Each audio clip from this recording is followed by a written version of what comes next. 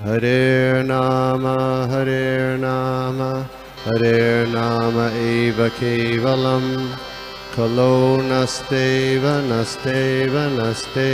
gatiranyata.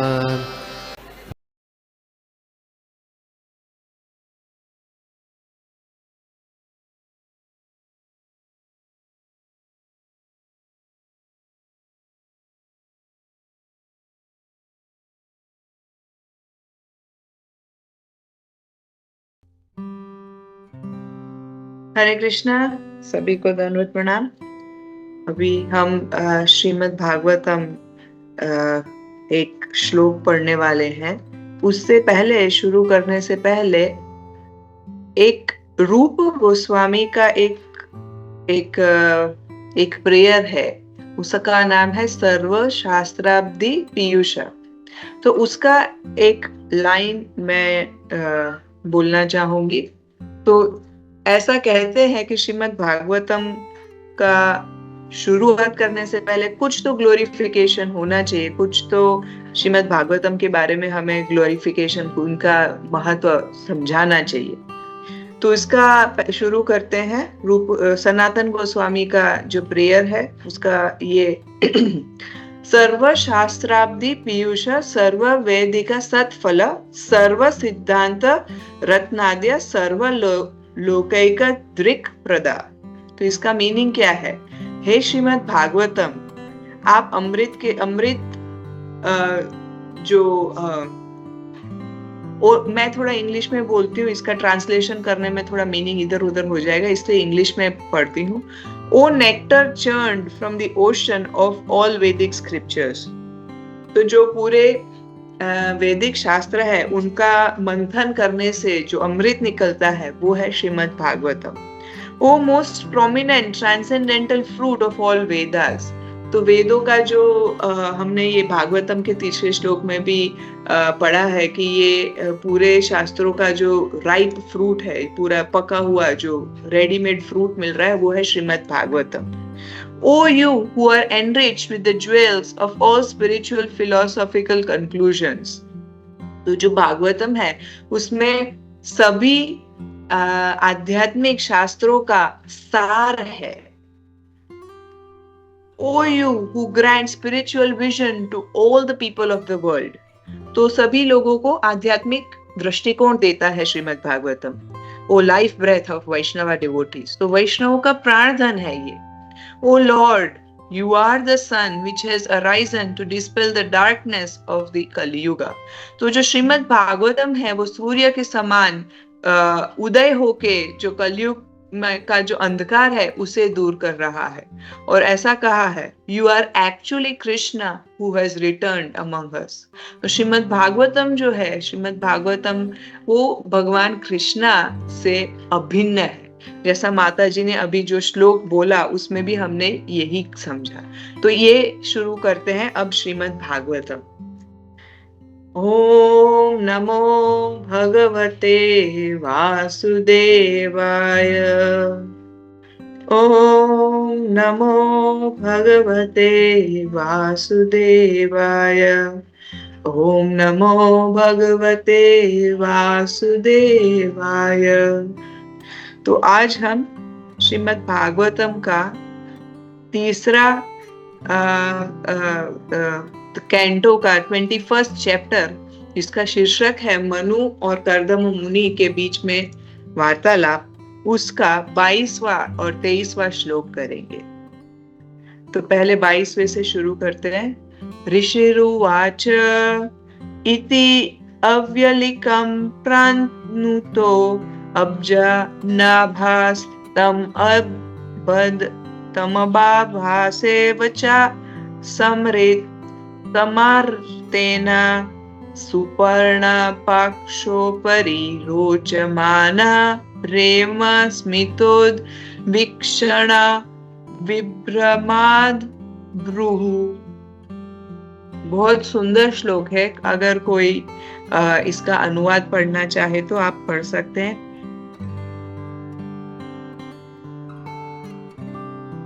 कोई भी आप अनुवाद पढ़ सकते हैं।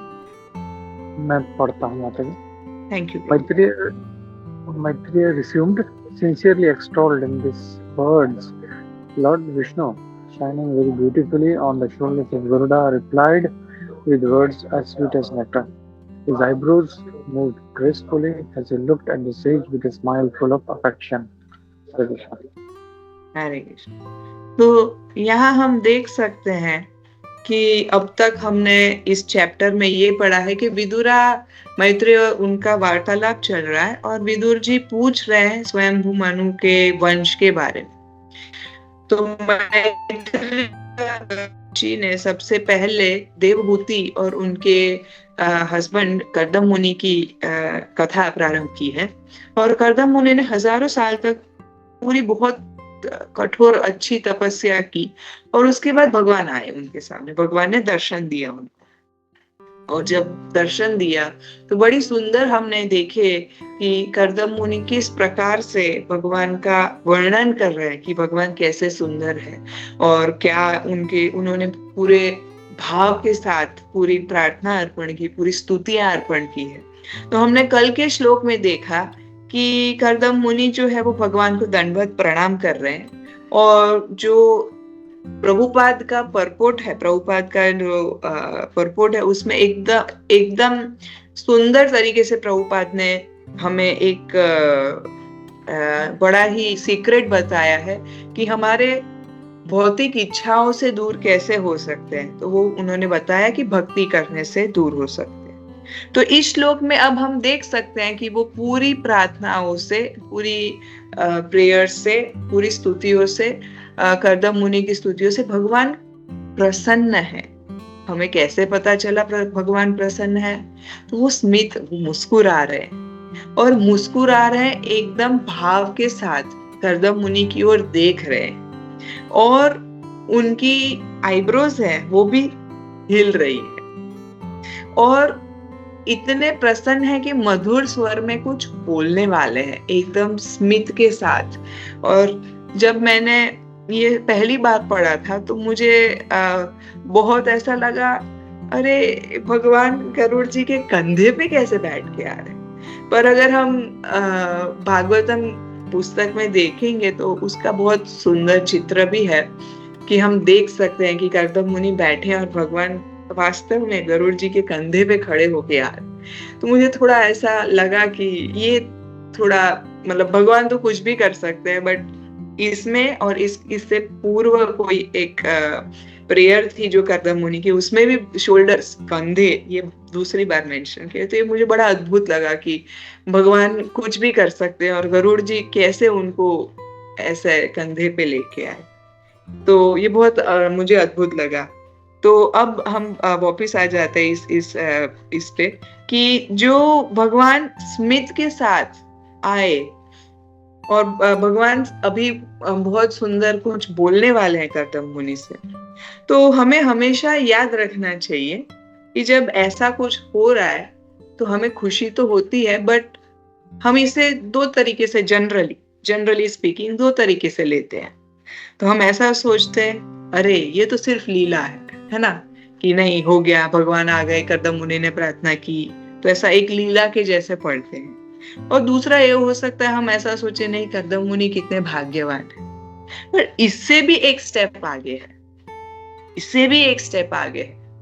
हमें ये सोचना चाहिए कभी भी जब हम श्रीमद् भागवतम पढ़ते हैं और ऐसी कथाएं आती है तो हमें हमेशा ये ध्यान में रखना चाहिए कि ऐसा मैं क्या करूं जिससे भगवान प्रसन्न हो।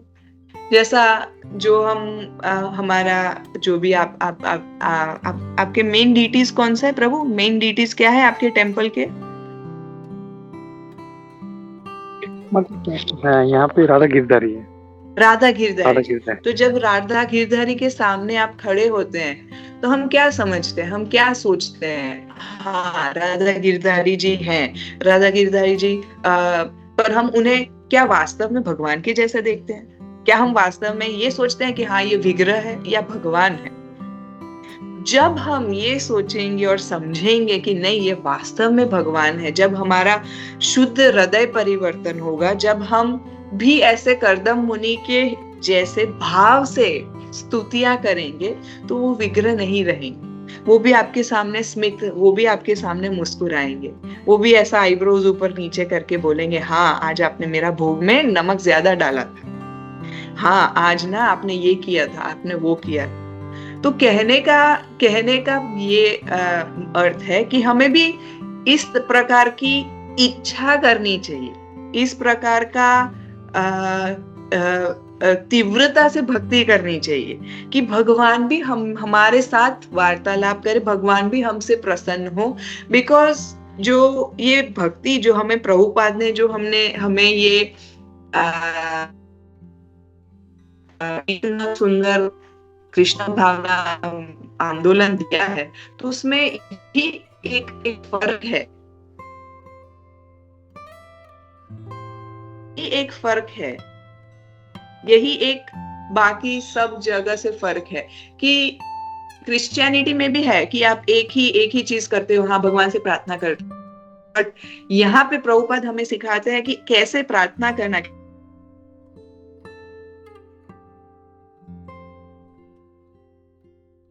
तो हम देख सकते, क्या मेरा आवाज आ रहा है? बिकॉज मुझे बार बार ऐसा बोल रहा है कनेक्टिंग ऐसा बता रहा है। क्या मेरा आवाज आ रहा है? बीच में थोड़ा सा कपल ऑफ सेकंड्स ब्रेक हुआ था माता जी। It's okay. Okay wonderful. तो हमें इस प्रकार से सोचना चाहिए और इस प्रकार से हमें तीव्रता से भक्ति करनी चाहिए। हमारे मेलबर्न में एक सीनियर डिवोटी है, बहुत सीनियर है, तो उन्होंने भी इस प्रकार से बताया कि ऐसा नहीं है कि भगवान बस एक खड़े हैं, हमें प्रेयर्स करनी चाहिए। भगवान आज मैं आपके लिए क्या बनाऊं, आज आपके क्या श्रृंगार करूं, और भगवान कोई ना कोई स्वरूप में आपसे जरूर प्रेजेंट करेंगे। जब हम प्योर हो जाएंगे, एकदम शुद्ध हो जाएंगे, तो खुद बोलेंगे भगवान। पर अगर नहीं तो यहाँ वहां से हिंट तो मिल ही जाएगा आपको कि वो जो मेलबर्न के मैं डिवोटी की बात कर रही हूँ, उनका नाम है जय सची प्रभु। तो वो फीस्ट का कुकिंग करते हैं। हम मेलबर्न में फीस्ट बहुत फेमस है, तो ऐसा नहीं कि इतना छोटा छोटा फीस्ट, वो हजारों 1500, 2000, 5000 ऐसे फीस्ट का कुकिंग करते हैं। तो उन्होंने बताया कि कभी उनकी ऐसी इच्छा होती है, भगवान मैं आपके लिए क्या श्रीखंड बनाऊं, तो कोई आ जाता है और कहता है भगवान मैंने ये भगवान के लिए श्रीखंड बनाया है, ये लो आप भोग धर लगाओ। तो ऐसे होता है, अगर हम प्रेयर्स करेंगे और भगवान को चाहिए तो वो एक्सेप्ट करते हैं, नहीं चाहिए कभी कभी कुछ श्रृंगार वगैरह जो डिवोटीज पूजा करते हैं, तो हम प्रेयर करते हैं भगवान आपको ये अच्छा लगेगा, ये बाली अच्छी लगेगी, नहीं तो भगवान पहनेंगे ही नहीं। इस प्रकार से भगवान भी हमेशा आदान प्रदान करते हैं भक्तों के साथ। हम देख सकते हैं प्रभुपाद की एक लीला है जो हिज होलीनेस सच्चिनंदन स्वामी है उनके पास, उनके बारे में। तो सच्चिनंदन स्वामी उस समय ब्रह्मचारी थे और पूरा सोच रहे थे क्या करें, उनके घर से प्रेशर आ रहा था आप वापिस आ जाओ, उनके शादी होने वाला था, वो भी वापिस बुला रही थी। तो वो उनका मन थोड़ा भक्ति में थोड़ा ऐसा दो साइड पे था। तो उनकी जो सेवा थी भगवान के बर्तन धोना था, बट वो इतना मेंटल प्लेटफॉर्म पे थे, इतना स्ट्रेस में थे कि वो अपनी सेवा अच्छे से नहीं कर पा रहे थे। कोई एकदम से भागते भागते आया और बोला कौन है जो प्लेट्स धो रहा है? तो उन्होंने बोला मैं, और बोला प्रभुपाद जो है उन्हें कृष्णा ने बोला कि उनका जो प्लेट है वो ठीक से नहीं धो रहा है, जो भी है वो धो नहीं रहा है, जो पुराना भोग लगाया तो वो मेरी प्लेट में अभी भी चिपका होता है। तो ये हम देख सकते हैं कि जो शुद्ध भक्त है, किसको ये ऐसी चीज है किसको पता होगी, ये जो प्लेट है जो खाता है उसको, जो प्लेट में डालता है, जो पुजारी बना के डालता है, और जो धोता है, तीन चीजों को पता हो, तीन लोगों को पता होती है। तो जो सच्चिदानंद स्वामी थे उनको पता था थोड़ा कुछ ऐसा गड़बड़ हुआ है, पर 100% नहीं पता था। जो कुक है वो तो अपना काम फट से कटोरी में डाल के भगवान को भोग धराते हैं। और तीसरा कृष्णा।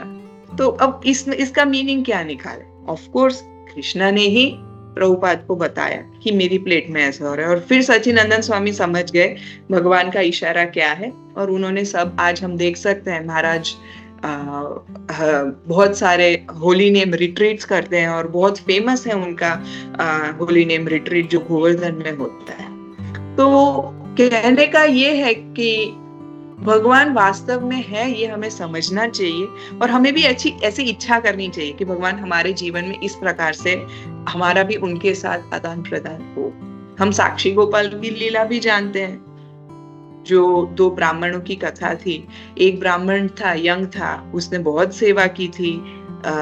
एक बुजुर्ग थे, वो यात्रा पे गए, यंग ब्राह्मण और बुजुर्ग ब्राह्मण यात्रा पे गए थे, तो बहुत सेवा, खूब सेवा की वरिष्ठ जो ब्राह्मण थे उनकी।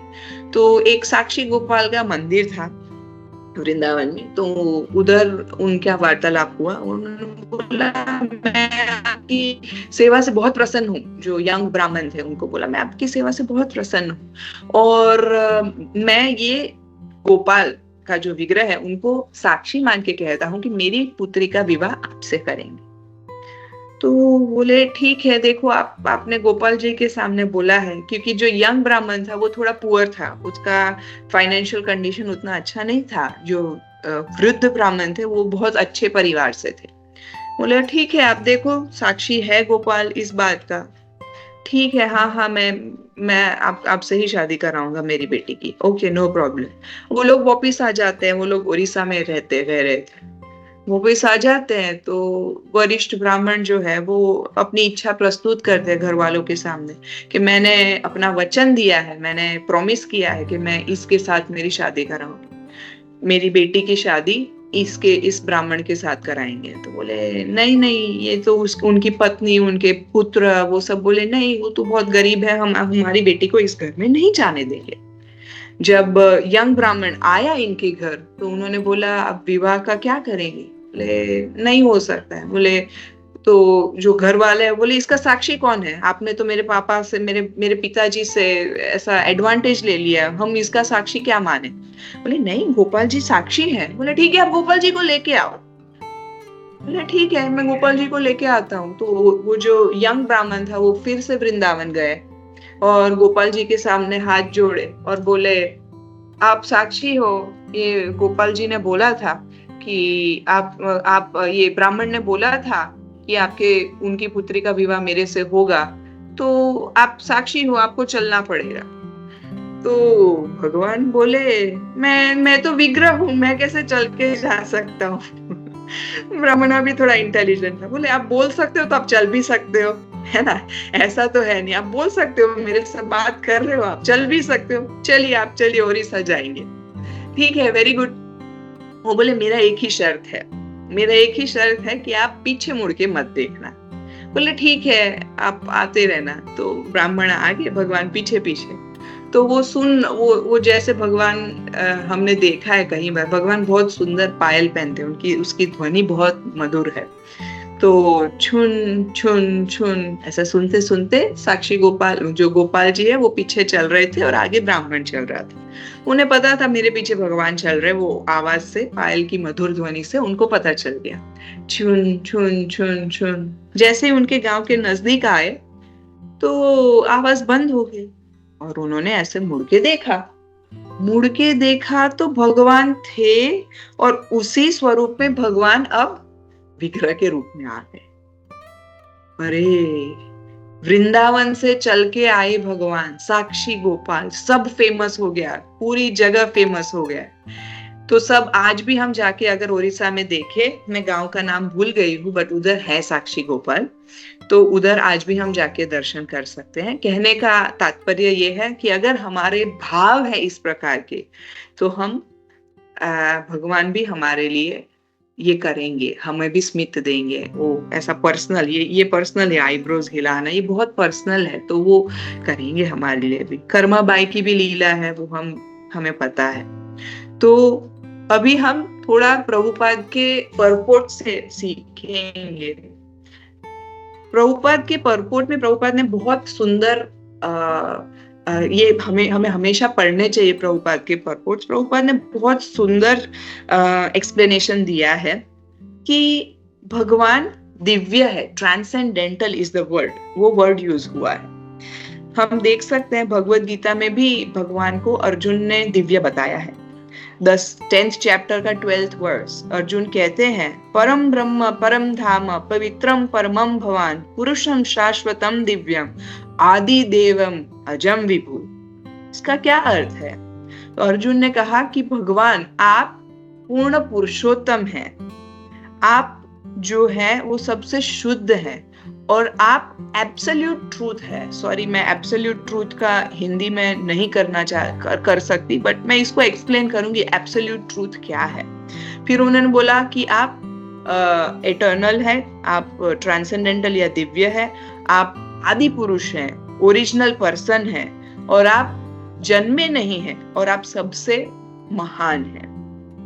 तो हमें ये समझना चाहिए कि भगवान जो है उन्हें बहुत जगह प्रभुपाद ने एब्सोल्यूट ट्रूथ कहा है। तो अब इसका क्या मीनिंग है एब्सोल्यूट ट्रूथ? तो इसको अगर हम समझने की कोशिश करें तो एब्सोल्यूट और रिलेटिव दो ऑपोजिट शब्द हैं। रिलेटिव का क्या मीनिंग है? रिलेटिव मतलब उसमें अब दो चीज है, सुख दुख, है ना।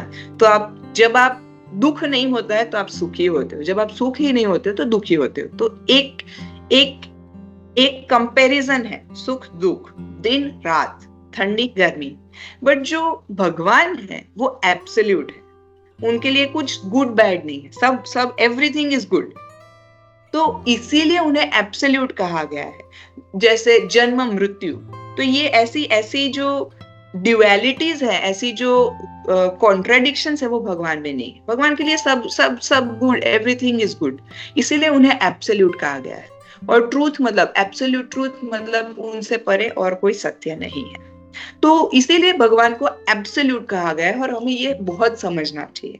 हम बहुत बार ये सुनते हैं, प्रवचन में भी सुनते हैं कि भगवान के भगवान का स्वरूप, भगवान का लीला, भगवान के गुण, भगवान की नाम, इन सब में कोई भेद नहीं है। तो ये इसका यही मीनिंग है, भगवान एब्सोल्यूट है।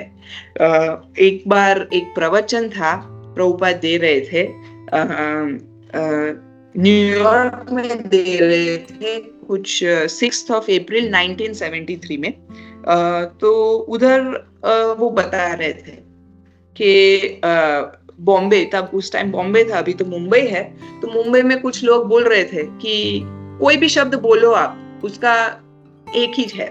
तो प्रभुपाद कहते हैं कि हरे कृष्ण महामंत्र का जप, जो लोग थे मुंबई में वो ऐसा बोल रहे थे कि हरे कृष्ण का जप करना और कोको कोला बोलना ये सेम ही है। मतलब आप कोको कोला बोला या हरे कृष्ण कृष्ण कृष्ण हरे हरे, हरे राम राम राम हरे हरे, ये सेम ही है। तो प्रभुपाद कहते हैं कि ये लोग वास्तव में मूर्ख हैं और ये इन्हें पता नहीं है कि ये जो जपा है वो कोई भौतिक जगत की ध्वनि नहीं है। हमने क्या सुना है? गोलोकेरा प्रेम धन हरि नाम संकीर्तन। तो जो ये वास्तव में जो ये जपा है, जो हम हरे कृष्ण का जप करते हैं, वो एकमात्र ऐसी चीज है जो करने से पूरी लाइफ की शुद्धि हो जाएगी। पूरा हमारा जो हजारों साल की तपस्या करने से, जो बड़े बड़े यज्ञ करने से, हम देखते हैं कि बहुत सारे ऐसे हिरण्यकशिपु थे, उन्होंने कैसे तपस्या की, ऐसे हजारों साल एक पांव पे खड़े होके, पूरा शरीर नहीं रहा, स्केलेटन ही रहा, ठीक है। तो अब जाके ब्रह्मा जी प्रसन्न हुए, उसमें भी भगवान नहीं आए। तो ऐसे हम देख सकते हैं, यहाँ कर्दम मुनि ने भी बहुत हजारों साल तपस्या की, तब जाके भगवान उनके सामने आए। बट अगर हम अपना ये जो जपा है इतना शुद्ध करे, इतना एक रूटीन के जैसे नहीं करे, एक जैसे एक मशीन है, खट खट खट खट खट, हरे कृष्ण कृष्ण कृष्ण हरे हरे, हरे राम राम राम हरे हरे, ऐसे नहीं करके पूरे प्रेम के साथ, पूरी फीलिंग्स के साथ, पूरा भाव देके अगर हम हमारा जपा करते हैं तो हमारे सामने भी भगवान आ जाते हैं। प्रभुपाद कहते हैं कि जो हमारा जपा है, चैंटिंग है, वो भगवान के साथ हमारा 1-to-1 मीटिंग है। जैसा हम किसी के साथ इंटरव्यू करते हैं, जैसे हम बैठे हैं और एक दूसरे से वार्तालाप कर रहे हैं, तो जब हमारा जिह्वा शुद्ध हो जाता है, ऐसा कहते हैं कि भगवान हमारी जिह्वा पे डांस करते हैं। रूप गोस्वामी का बहुत फेमस प्रेयर है, उसका संस्कृत ऐसा कुछ है, तुंडे तुंडावली, बट उसका इंग्लिश करते हैं कि बोलते हैं जब मैं हरे कृष्ण जप करता हूँ तो मुझे इतना मतलब मैं ऐसी इच्छा कामना करता हूँ कि मेरी हजारों जिह्वाएं आए, और जब जिह्वा से मैं कान सुनता हूँ तो इतना अमृत आता है, इतना नेक्टर आता है कि मेरी इच्छा होती है कि मिलियंस ऑफ ईयर्स आए। And then when Krishna dances in the courtyard of my heart, जब भगवान मेरे हृदय के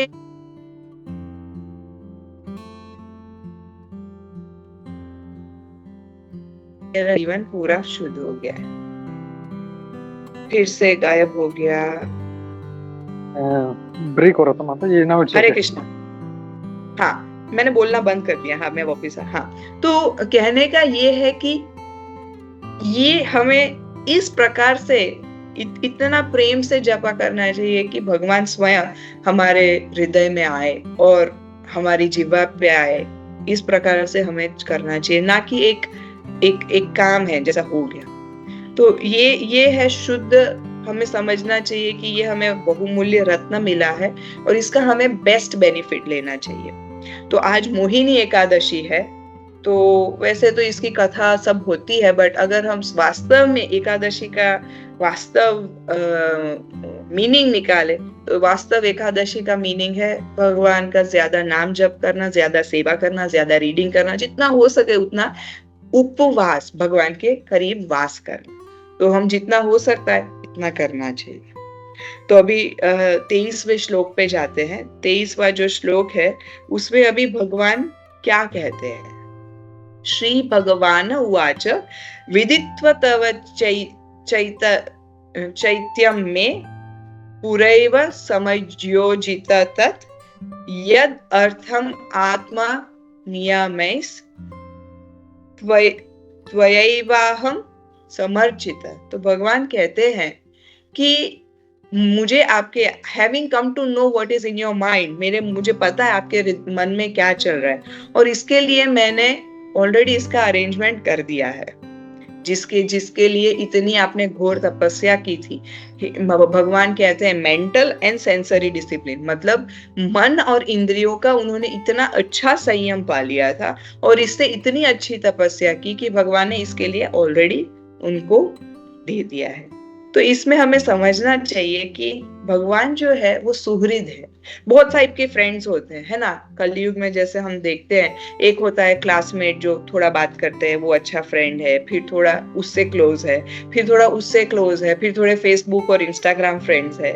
बट वास्तव में जो भगवान की जो कैटेगरी है, भगवान की कैटेगरी है सुहृद, the bestest of the best friend. वो हृदय में है। और इस लाइफ नहीं, जितने भी जीवन अब तक व्यतीत हो चुके हैं उसमें भगवान हमारे साथ, हमारे हृदय में हमारे साथ आए हैं और हमारी हर इच्छा, हमारी हर एक्टिविटी के वो उपदृष्टा अनुमंता बोल के 13 चैप्टर भगवत गीता में कहा है। तो ही इज द साक्षी, वो साक्षी है कि हम क्या कर रहे हैं, कितना कर रहे हैं। और वास्तव में अगर हम देखें तो हमें हाथ जोड़ के भगवान के सामने कुछ मांगने की जरूरत भी नहीं। वो ऑलरेडी है हृदय में, वो ऑलरेडी देख रहे।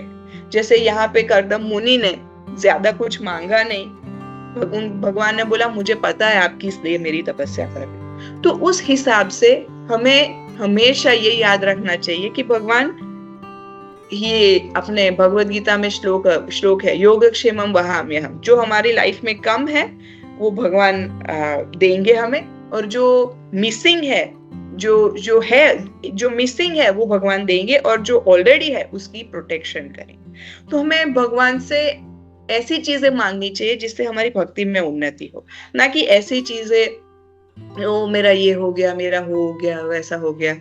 तो भगवान हमेशा हमें हमारी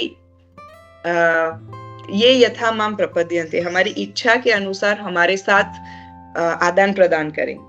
अगर हम इतना ही भगवान के साथ इतना ही संबंध रखेंगे कि मेरे को ये दे दो, मेरे को वो दे दो, तो भगवान वो बिजनेस टाइप रिलेशन रखेंगे। अगर हम ये इच्छा करेंगे नहीं मुझे भक्ति में आगे बढ़ना है, तो भगवान वो फैसिलिटेट करेंगे, है ना। और अगर हम ये इच्छा रखेंगे nothing but Krishna, Krishna I am yours, भगवान के पास सब कुछ है ना, क्या नहीं है उनके पास। भगवान के पास सिर्फ एक ही चीज नहीं है, वो है हम जितने भी जीव है सबका भगवान के साथ एक इंडिविजुअल पर्सनल रिलेशन है। जो हम आरा और भगवान का जो हम एक आनंद दे सकते हैं भगवान को, वो और कोई नहीं दे सकता है। We are so unique. जो हम प्लेजर भगवान को दे सकते हैं वो और कहीं नहीं दे सकता। तो भगवान को हम क्या दे सकते हैं? हम थोड़ी सेवा करते हैं, थोड़ा भोग बनाते हैं, बट ऐसा कहते हैं राधा रानी एक बार जो बनाती है वो फिर से कभी नहीं बनाती है। तो भगवान उतना अच्छा भोग खाते हैं, इतनी अच्छी सेवा, गोपियां, यशोदा माता, ये वो करते हैं, हम क्या ही कर सकते हैं। बट हम एक ही चीज कर सकते हैं, हम हमारे अपने आप को 100% अगर भगवान की भक्ति में लगा दे, वही भगवान को चाहिए। और अगर हमारी प्रेयर्स इस प्रकार की होंगी, हमारी इच्छाएं इस प्रकार की होंगी, तो भगवान आईब्रोज के पूरे साक्षी गोपाल की तरह पूरे चल के आएंगे हमें हर जगह, हमारे साथ, हमारे जीवन में हर पहलू में भगवान हमारे साथ हो। तो इसके साथ मैं ऑलमोस्ट खत्म करना चाहती हूँ। एक लास्ट चीज मैं ये मिस नहीं करना चाहती हूँ। मैंने ऑलमोस्ट कंक्लूजन दे दिया है, बट ये मुझे मिस नहीं करना है। प्रभुपाद की परपोट का लाइन है, प्रभुपाद कहते हैं, he never disappoints a sincere devotee regardless of what he wants, but he never allows anything which will be detrimental to individual's devotional service. अगर ज्यादा रोएंगे धोएंगे तो भगवान हमें भौतिक चीज भी दे देंगे, बट ऐसा नहीं देंगे जिससे हम भगवान से दूर हो जाएं। जैसा अर्जुन के केस में हुआ था, अर्जुन को युद्ध करना ही नहीं था, नहीं। वैसे देखा जाए तो war is violence, right? War, युद्ध करने से कितने लोग मर जाते हैं, बट जो अर्जुन के बेस्ट बेनिफिट में था, भगवान ने वही करवाया अर्जुन से, और वही हुआ। तो हमें ये हमेशा समझना चाहिए कि he is our well wisher, he is our best friend, और ऐसी चीज हम करें जिससे हमारा और भगवान का जो रिलेशन है वो स्ट्रॉन्ग हो। तो हम यहाँ एंड करते हैं। कोई प्रश्न है प्लीज आप पूछ सकते हैं।